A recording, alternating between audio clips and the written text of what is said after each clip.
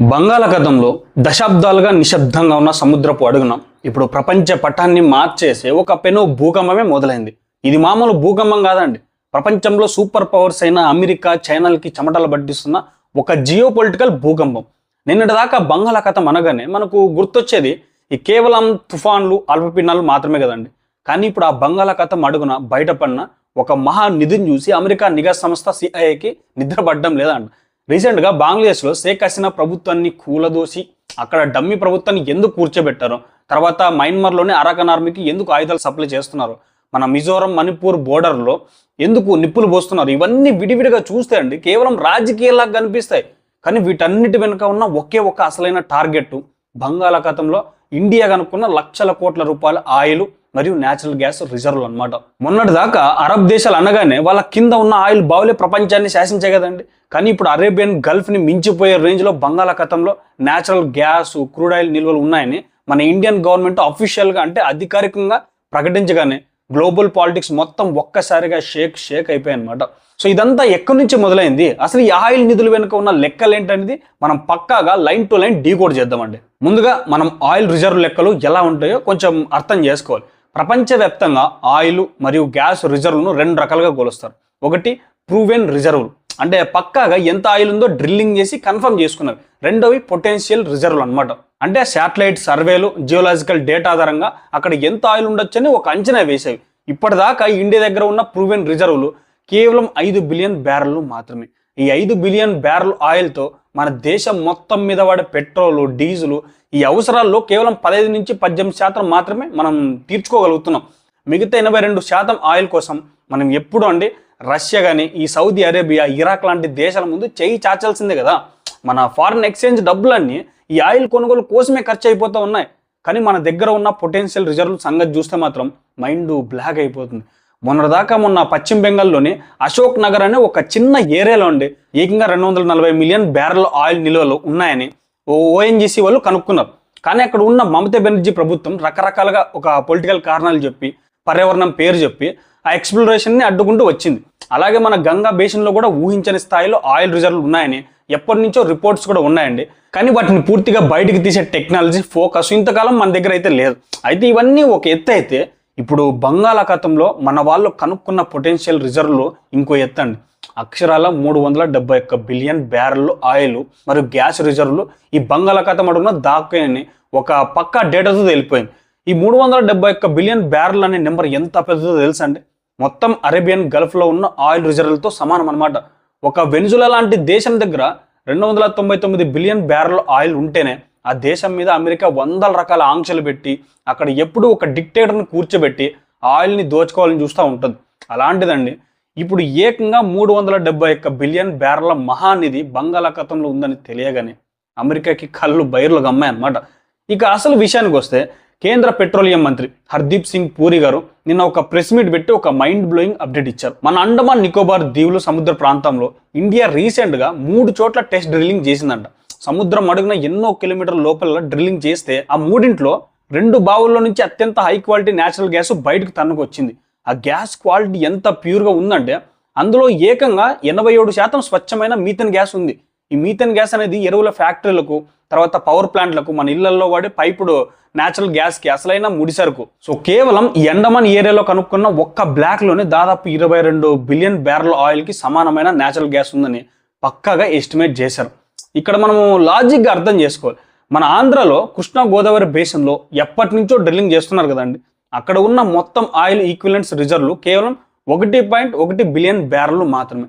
ఆ 1.1 billion barrel oil కోసమే Reliance లాంటి పెద్ద పెద్ద కంపెనీలు వేల కోట్ల పెట్టుబడులు పెట్టి అక్కడ ప్రాజెక్టులు కట్టే కదా. అలాగే ఆసియాలో అయిన రిచ్ కంట్రీ పేరున్న బ్రూనై దేశం దగ్గర ఉన్న మొత్తం ఆయిల్ రిజర్వ్లు కూడా 1.1 బిలియన్ బ్యారెలే అండి. ఆ 1 బిలియన్ బ్యారెల్ ఆయిల్ని అమ్ముకొని ఆ చిన్న దేశం ప్రపంచంలోనే అత్యంత ధనిక దేశాల్లో ఒకటిగా వెలిగిపోతుంది. ఇక ఇండోనేషియా లాంటి పెద్ద దేశం, ఓపాక్లో ఒకప్పుడు మెంబర్గా ఉన్న దేశం దగ్గర సో ఆయిల్ కేవలం 2.2 బిలియన్ బ్యారెల్ ఉంది. ఒక కేజీ బేసిన్కి 1.1 బిలియన్, ఇండోనేషియాకి 2.2 బిలియన్ బ్యారెల్ ఉంటే ఇప్పుడు అండమాన్ దగ్గర కనుక్కున్న ఈ ఒక్క స్పాట్లోనే 22 బిలియన్ బ్యారెల నిధి దొరికిందండి. అంటే ఇది ఇండోనేషియా కన్నా 10 రెట్లు పెద్దది, బ్రూనై కన్నా 20 రెట్లు పెద్దదండి. మొత్తం బంగాళాఖాతం పొటెన్షియల్ అయిన 371 బిలియన్ బ్యారెల్లో ఇది కేవలం ఒక చిన్న శాంపిల్ మాత్రమే. దీన్ని బట్టి చూస్తే బంగాళాఖాతం అనేది ఇండియాకి దేవుడిచ్చిన ఒక వజ్రాల గని లాంటిదని మనకు స్పష్టంగా అర్థమవుతుంది కదండి.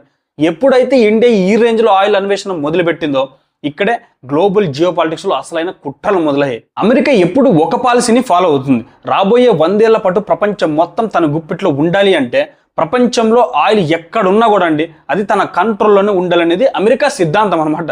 అందుకే మిడిల్ ఈస్ట్లో ఇరాక్ని నాశనం చేసింది కదండి, లిబియాలో అయితే ఇంకా గడ్డాఫీని చంపేసింది, సిరియాలో అంతర్యుద్ధం సృష్టించింది. ఇప్పుడు ఇదే అమెరికా కన్ను మన బంగాళాఖాతం మీద పడింది. కానీ బంగాళాఖాతం అంటే ఇది ఇండియాకి సొంత సరస్సు లాంటిదండి. ఇక్కడ ఇండియన్ నేవీ పర్మిషన్ లేకుండా ఒక చిన్న పడవ కూడా కదలలేదు.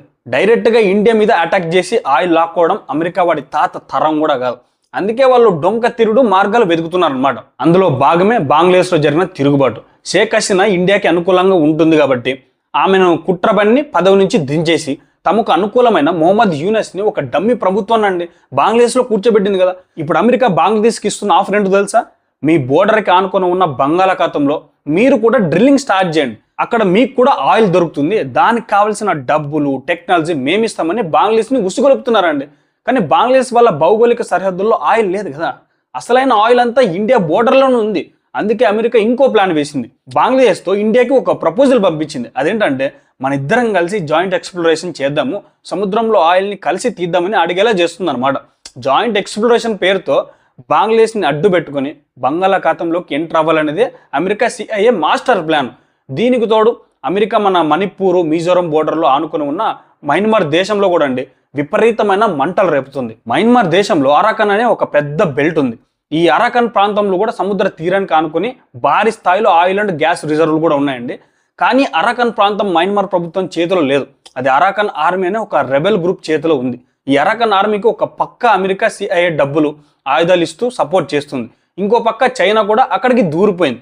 చైనాకి ఈ అరాకన్ బెల్ట్తో ఒక ప్రాణావసరమైన లింక్ ఉంది. చైనా వాళ్ళు మిడిల్ ఈస్ట్ నుంచి కొనుక్కునే ఆయిల్ అంతా అండి మలక్కా జలసంధి గుండా పోవాలి కదా. రేపు పొద్దున్న ఇండియా లేదా అమెరికాతో యుద్ధం వస్తే మలక్కా జలసంధిని బ్లాక్ చేస్తే చైనా ఆగిపోతుంది. ఆ భయంతో చైనా ఏం చేసిందంటే మయన్మార్లోని అరాకన్ తీరంలో ఉన్న క్యాక్పు పోర్ట్ నుంచి నేరుగా అండి తమ దేశంలో యునాన్ ప్రావిన్స్కి ఒక భారీ ఆయిల్ మరియు గ్యాస్ పైప్ లైన్ని వేసుకుని చూడండి. ఈ పైప్ లైన్ ద్వారా బంగాళాఖాతంలో ఉన్న ఆయిల్ని నేరుగా చైనాలోకి పంపింగ్ చేసుకోవాలనేది వాళ్ళ టార్గెట్. అందుకే చైనా కూడా అరాకన్ ఆర్మీతో లోపకైర ఒప్పందాలను చేసుకుని ఆ ప్రాంతం మీద పట్టు సాధించాలని చూస్తోంది. అంటే ఒక పక్క అమెరికా, ఇంకో పక్క చైనా, ఈ రెండు అగ్రరాజ్యాలు అటు బంగ్లాదేశ్ని ఇటు మయన్మార్ని అడ్డు పెట్టుకొని మన బంగాళాఖాతంలో 371 బిలియన్ బ్యారెల్ నిధిని కొల్లగొట్టడానికి గ్రద్దల్లాగా కాచుకొని కూర్చున్నాయి చూడండి. అయితే ఇండియా ముందు వీళ్ళ కుట్రలు ఏ మాత్రం పారలేదు. ఎందుకంటే మన వాళ్ళు ఉస్తాదులకే ఉస్తాదులు కదా. అమెరికా అధ్యక్షుడు డొనాల్డ్ ట్రంప్ అప్పుడప్పుడు ఇండియా మీద ఈ టారిఫ్లు వేస్తాను, పన్నులు పెంచుతానని బెదిరిస్తూ ఉంటాడు కదండి. ఆ బెదిరింపుల వెనుక ఉన్న అసలు రీజన్ అయితే ఇదే. ఇండియా అమెరికాకి ఒక డమ్మీ లాగా, ఒక సిట్టు లాగా మారిపోయి వాళ్ళు చెప్పినట్టు వినాలనేది వాళ్ళ ఆలోచన. కానీ ఇండియా వాళ్ళకి ఎక్కడ తలగడం లేదు కదా. మయన్మార్ విషయానికి వస్తే అరాకన్ ఆర్మీ కూడా అమెరికా ఛానల్ కంటే ఇండియాతో కలిసి పనిచేయడానికి ఎక్కువ ఆసక్తి చూపిస్తుంది. అందుకే రీసెంట్గా మయన్మార్ ప్రెసిడెంట్ నేరుగా ఇండియాకి వచ్చి మన ప్రధానమంత్రితో మీటింగ్ కూడా పెట్టుకున్నారు. సో మయన్మార్ ప్రభుత్వం అరాకన్ ఆర్మీ మధ్య ఇండియా మధ్యవర్తిత్వం వహించి ఒక ఒప్పందం కుదిర్చాలనేది ఆ మీటింగ్ అసలు ఉద్దేశం. ఒకవేళ ఆ ఇండియా ఆ ఒప్పందం కుదిర్చితే అరాకన్ బెల్ట్లో ఉన్న ఆయిల్ అంతా ఆటోమేటిక్గా ఇండియా కంట్రోల్లోకి వచ్చేస్తుంది కదండి. ఇక బంగాళాఖాతంలో మన సొంత ఆయిల్ని బయటకు తీయడానికి మోదీ ప్రభుత్వం ఒక అద్భుతమైన మాస్టర్ స్ట్రోక్ వేసింది. అదే సముద్ర మంథన్ ప్రాజెక్టు. పాతకాలంలో రాక్షసులు దేవతలు కలిసి అమృతం కోసం సముద్రం మదనం చేసినట్టు ఇప్పుడు మన బంగాళాఖాతంలో ఉన్న ఆయిల్ అమృతాన్ని పైకి తీయడానికి ఇండియా న్యూ హైడ్రోకార్బన్ ఎక్స్ప్లోరేషన్ పాలసీని తెర మీదకు తెచ్చింది. ఇండియా దగ్గర ఆయిల్ ని వెతికేంత ఫోకస్ ఉన్న సముద్రం అడుగున 1000 అడుగుల లోతులో డ్రిల్లింగ్ చేసే టెక్నాలజీ మాత్రం మన ONGC ఆయిల్ ఇండియా లాంటి కంపెనీల దగ్గర పూర్తి స్థాయిలో అయితే ఆ టెక్నాలజీ లేదు. ఆ టెక్నాలజీ కేవలం వెస్టర్న్ దేశాల ఆయిల్ దిగ్గజాల దగ్గర ఉంది. అమెరికాకి డైరెక్ట్గా ఎంట్రీ ఇవ్వకుండా వాళ్ళ కంపెనీలను మాత్రం పర్ఫెక్ట్గా వాడుకోవడానికి ఇండియా ఒక రెవెన్యూ షేరింగ్ మోడల్ని ప్రవేశపెట్టింది. దీని ప్రకారం British Petroleum, Shell, Total Energies లాంటి గ్లోబల్ దిగ్గజం కంపెనీలన్నీ ఇండియా ఇచ్చిన ఈ ఓపెన్ ఆఫర్ని చూసి ఎగిరి గంతేసి మన బంగాళాఖాతంలోకి వచ్చాయండి. మీరు డ్రిల్లింగ్ చేయండి, ఆయిల్ని కూడా బయటకు తీయండి, వచ్చిన లాభాల్లో మీ వాటా మీకు ఇస్తాం.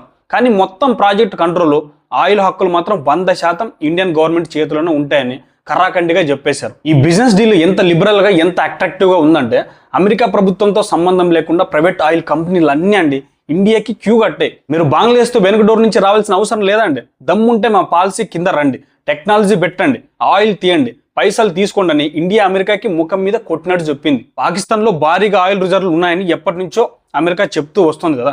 ఇప్పుడు మన వాళ్ళు అదే అమెరికాకి కౌంటర్ వేస్తా ఉన్నారు. మీకు ఆయిల్ అంతగా కావాలంటే వెళ్ళి ఆ పాకిస్తాన్లో వెతుక్కోండి, మా బంగాళాఖాతం వైపు కన్నెత్తి చూస్తే బాగుండదని పరోక్షంగా వార్నింగ్ కూడా ఇస్తున్నారు. ఇదంతా చూస్తుంటే ఒక విషయం చాలా స్పష్టంగా అర్థమవుతుందండి. మన ఇంట్లో వజ్రాలు కానీ ఉంటే చుట్టుపక్కల ఉన్న దొంగలు, దోపిడీలు కన్నం వేయకుండా ఎలా ఉంటారో చెప్పండి. ఇప్పుడు ఇండియా పరిస్థితి కూడా అదే అనమాట. బంగాళాఖాతంలో 371 బిలియన్ బ్యారెల మహానిధి దొరికింది. అండమాన్ దగ్గర 22 బిలియన్ బ్యారెల గ్యాస్ పక్కగా కన్ఫర్మ్ అయింది. ఈ ఆయిల్ అండ్ గ్యాస్ని గనక మనం సక్సెస్ఫుల్గా బయటకు తీస్తే రాబోయే 50 ఏళ్ల పాటు ఇండియా ఏ దేశం ముందు పెట్రోల్ కోసం కానీ డీజిల్ కోసం కానీ ఈ చెయ్యి చాచాల్సిన అవసరమే ఉండదు. మన ఎకానమీ ఎక్కడికో వెళ్ళిపోతుందండి. ఈ ఎదుగుదల చూసి తట్టుకోలేక అమెరికా, చైనా లాంటి దేశాలు మన చుట్టుపక్కల ఉన్న బంగ్లాదేశ్, మయన్మార్, పాకిస్తాన్ లాంటి దేశాలను పావలాగా వాడుకుంటూ మనల్ని ఇబ్బంది పెట్టాలని చూస్తూ ఉన్నాయి. కానీ ఈరోజు ఉన్న భారత నాయకత్వం, వాళ్ళ జియోపొలిటికల్ స్ట్రాటజీలు మామూలుగా లేవు కదండి. బంగాళాఖాతం మీద ఈ రోజుకి రేపటికి ఎప్పటికీ ఆధిపత్యం మనదే. ఇండియా భవిష్యత్తు ఎంత బ్రైట్గా, ఎంత పవర్ఫుల్గా ఉండబోతుందంటే దాన్ని చూసి ఈరోజు ప్రపంచం మొత్తం ఈర్ష్యపడుతుంది, రగిలిపోతుందండి చెప్పాలంటే. ఇదే మన అసలైన గెలుపు అనమాట. So thank you for watching. జై హింద్, జై భారత్, వందే మాతరం.